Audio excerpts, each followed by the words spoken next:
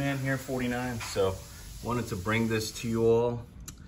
These right here, these little white spots on my wood floor, these are not mold. A lot of people think that they might be related to mold, but they're actually spider droppings, believe it or not. It's kind of strange that spider droppings would be white, but they are.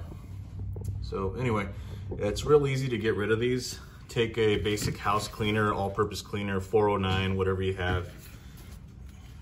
Spray the surface. And scrub really good. Use a little elbow grease.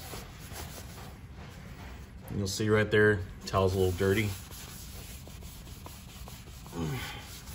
And there you go, problem solved. Do a little circles. And they are gone. You don't have to hire professionals or anything like that. I mean, you know, as you can see, there's still a little bit there, but I'm gonna clean those off.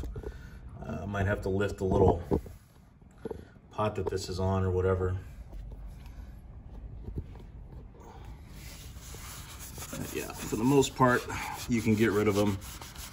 Don't freak out. A lot of people online will say that this is mold and all sorts of things to try to scare you and try to get you to buy a product.